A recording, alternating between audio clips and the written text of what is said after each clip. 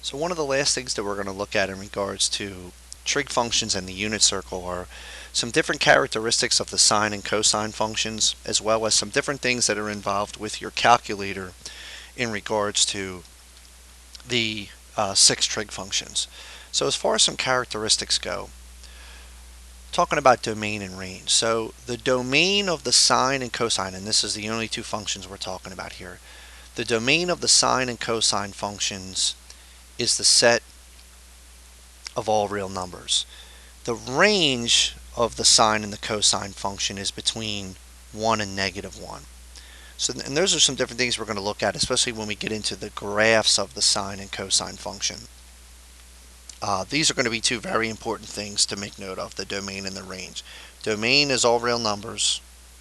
The range goes from -1 to +1. And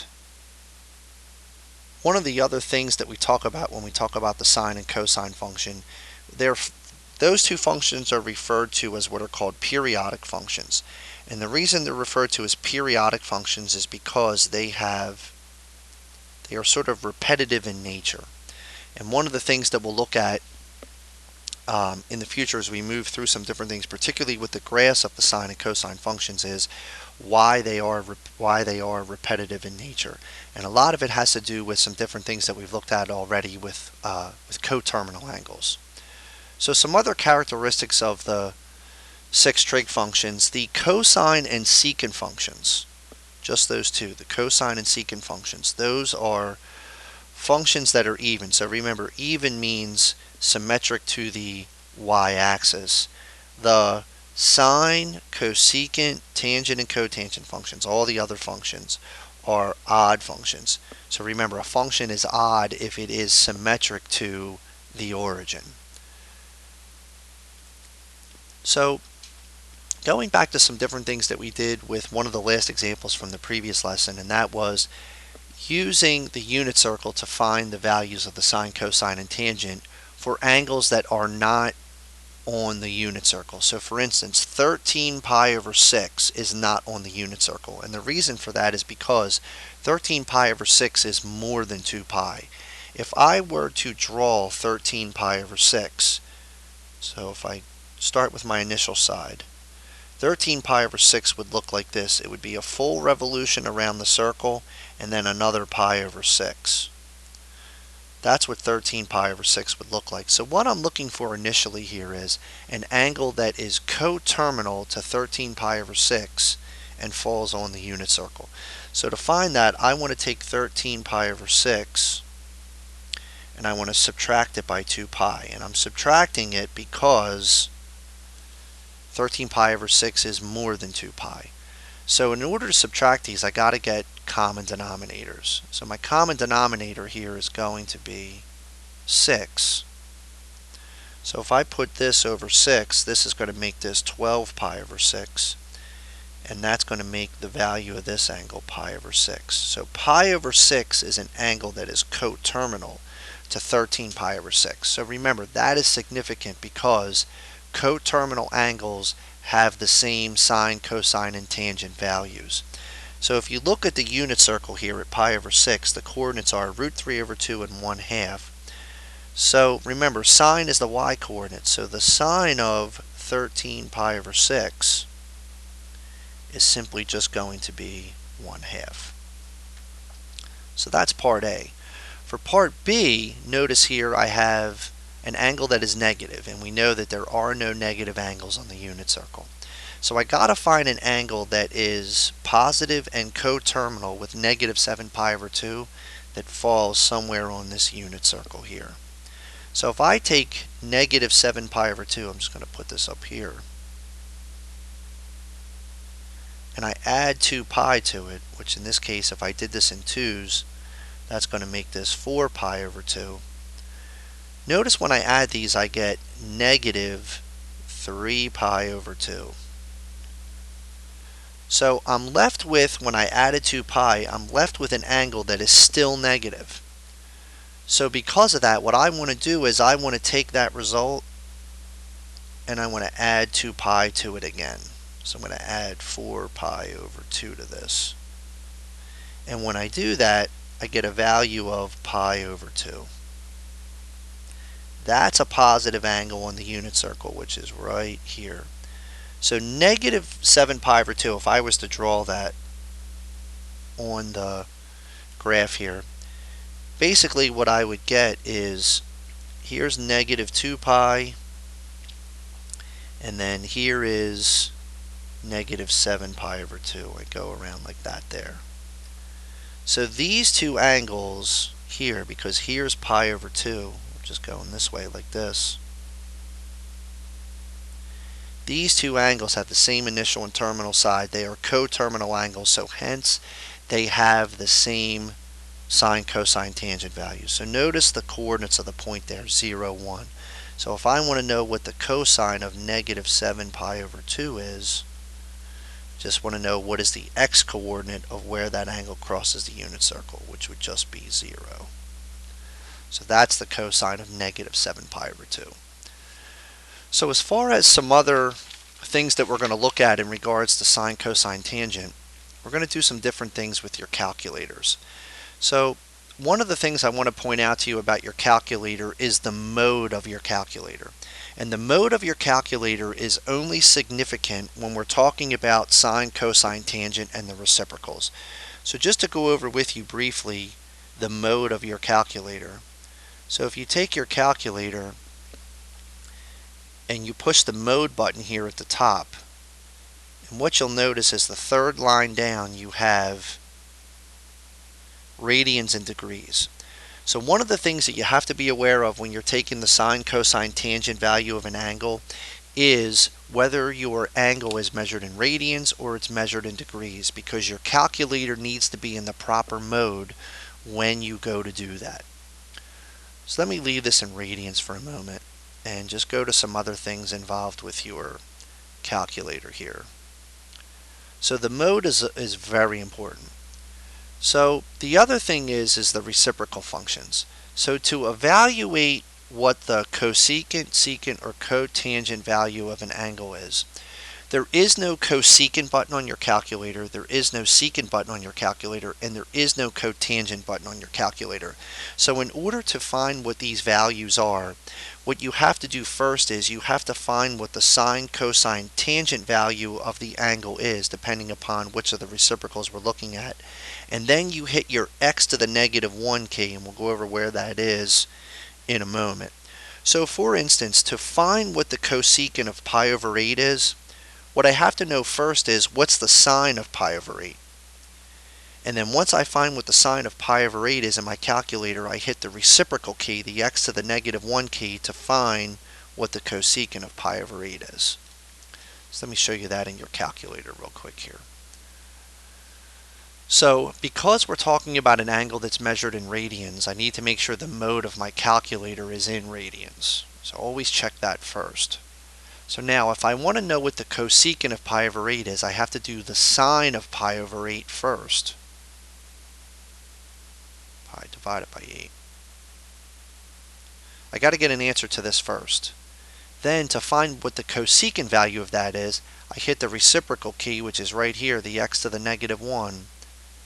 And that's what the cosecant of pi over 8 is. So remember the mode of your calculator, and then also if you're talking about reciprocals, remember you have to find what the sine, cosine, tangent of value is of the angle first, and then you can use your reciprocal key in order to find what the result is after the fact. So if we go through some different examples with this using your calculator, and I'm going to come back to my calculator to sort of do these in a moment here. So let me come out of this and let me come to, for example 4, part A. So part A says to find the sine of 2 pi over 3. So 2 pi over 3, that's in radians, so I got to make sure I'm in radians, which I am here. So if I do the sine of 2 pi over 3, I get a value, and I'm going to go to 4 places with this. This would be 0.8660. 0.8660. That would be for part A. For part B, notice it says what's the cosine of 1.5, and notice that there's no degree symbol here. So anytime there's no degree symbol, what that means is the angle measure is in radians. So my calculator is already in radians, so I don't have to switch that over. So to do the cosine of 1.5, I simply just type in the cosine of 1.5. And I get the value of this would be 0.0707. We're going to take all of these to 4 places. So this would be 0.0707. So that's for part B. For part C, I have the tangent of 42. And notice it's 42 degrees. So before I proceed here, I want to take my calculator and I want to put it in degrees. So I'm going to go to degrees here. So all I have to do is just highlight the degree and push enter.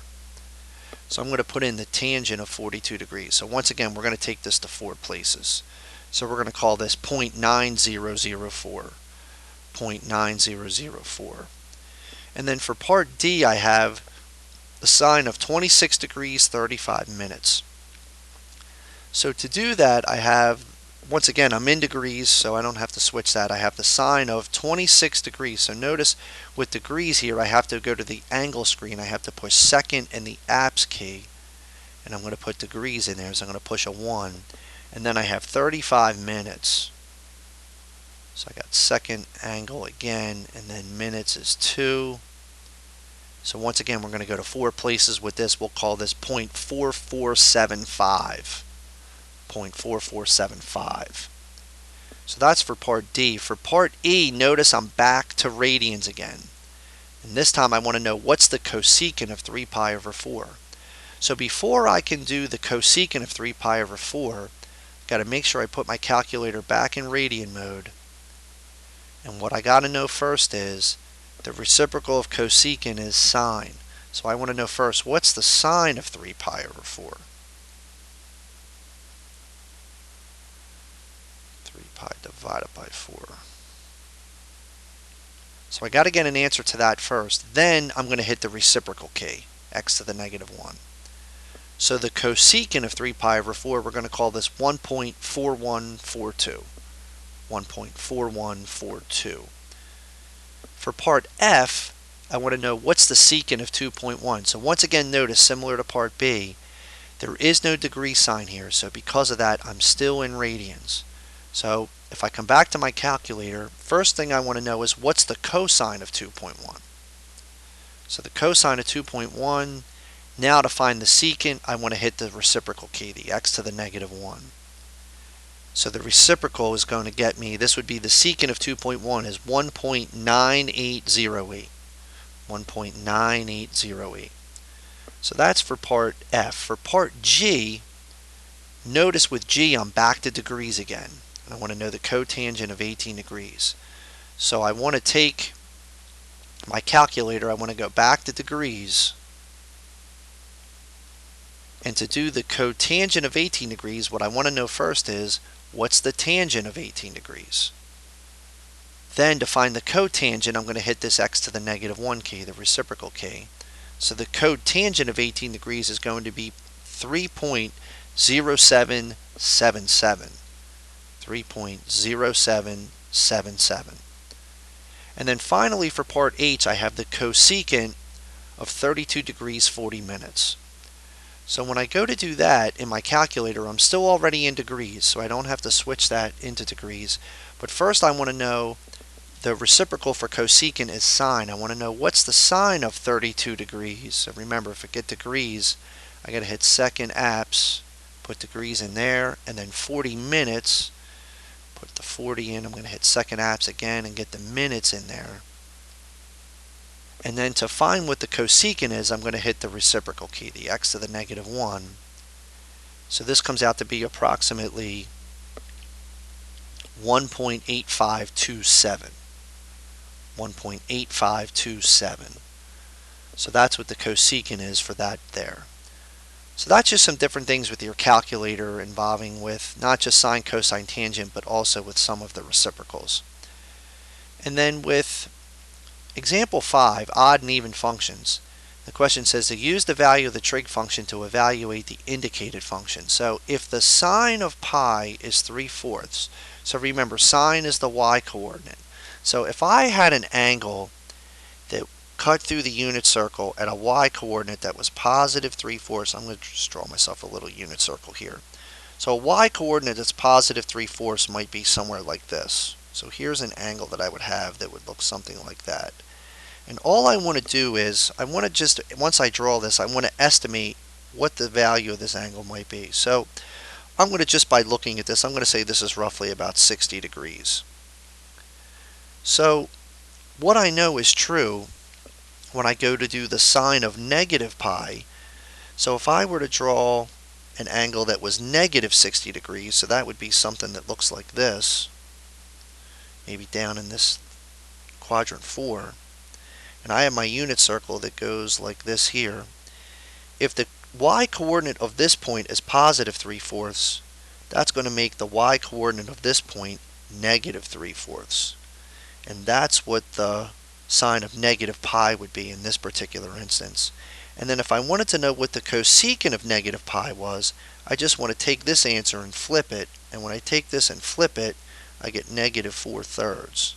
And that's what the cosecant of this is here.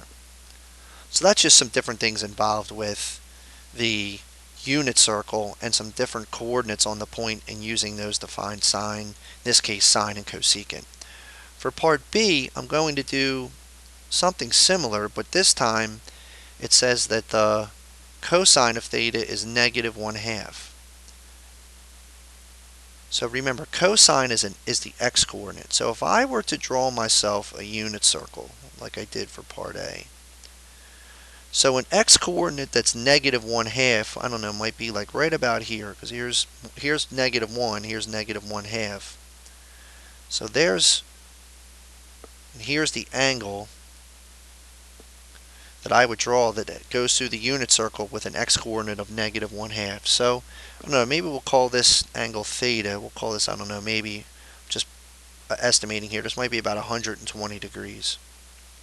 So if I wanted to know what's the cosine of negative theta, so if I were to draw an angle that was, here's my unit circle, that was negative 120 degrees, that might be something that looks like this here.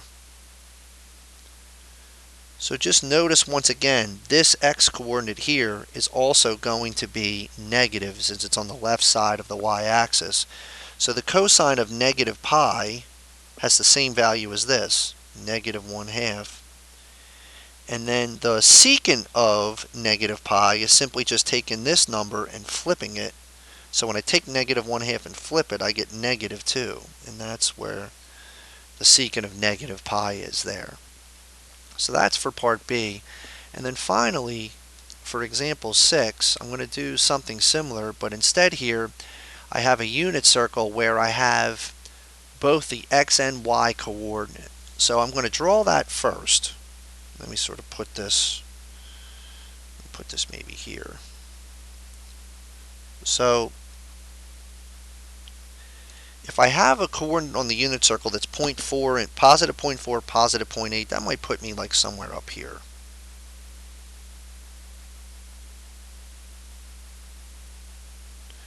So if I were to draw an angle in standard position that goes through that point, I don't know, we might call this 70 degrees. And that's what we're going to basically use as the value for S here.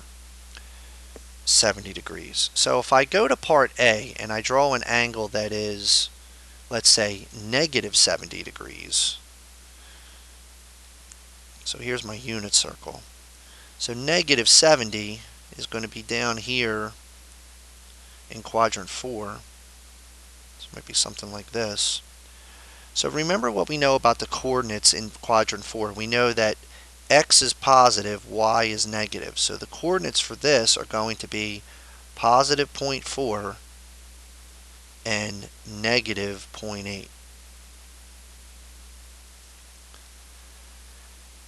So that's for part A. For part B, remember we're going to call S 70 degrees, and pi, remember, is 180. So if I put those together, I get an angle that's 250 degrees. So if I were to draw an angle that was 250 degrees, here's my unit circle. So 250 degrees might put me right about here. So what we know in quadrant 3 now is that the x-coordinate's negative and the y-coordinate's negative. So the coordinates for this point are going to be negative 0.4 and negative 0.8. So that's for part B there. For part C, erase these here, give myself some room. So I have here, remember S we're going to call 70 degrees, and if I added 180 to that, this would be negative 70. That's going to make this 110 degrees. So if I drew here, here's my unit circle. If I drew an angle that was 110 degrees, it looks something like that there. And what we know about quadrant 2 is x is negative and y is positive. So the coordinates for this are going to be negative 0.4, positive 0.8.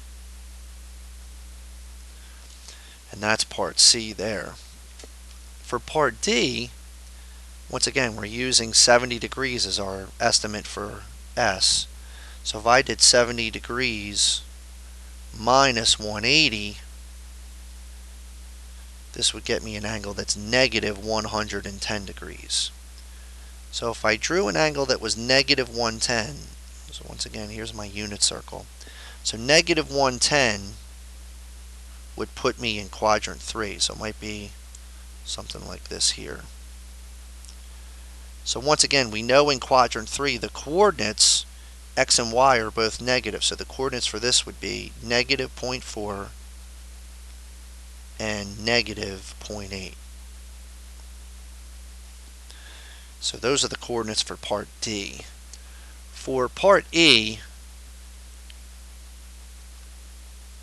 this is, let me see here, this should be negative s plus pi. Let me make a note of that there. This should be, let me exit out of here. This should be negative s. Otherwise it's the same as part B. This should be negative s plus pi. So when I go to do, no wait a minute, that's the same as that right there. So E is the same as B and C, so we're just gonna eliminate part E from this. Just sort of take that out there. And then finally for part F, I have negative s plus 2 pi. So remember, s we're going to call 70 degrees. 2 pi is, this will be negative 70, and then this is 360. So when I add those together, this comes out to be 290 degrees. So if I were to draw an angle on the unit circle that's 290 degrees, that's going to put me all the way in quadrant 4. So what do we know about the coordinates in quadrant 4? Well, we know that the x-coordinate is positive and the y-coordinate is negative. So the coordinates for this are going to be positive 0.4 and negative 0.8. So those are just some different things that we do with some rotational type questions involving the unit circle and coordinates that are on the unit circle, as well as some different things that we've gone over with your calculator. So one of the what we're going to do next in regards to sine, cosine, tangent is we're going to do some different things with right triangle trigonometry. So that's going to involve some things with your calculator. It's also going to involve some things with your unit circle. But hopefully some of the things that we'll look at next in regards to sine, cosine, tangent are hopefully some things that you should be pretty familiar with in regards to what you did back when you had geometry, as well as some things that you did in Algebra 2.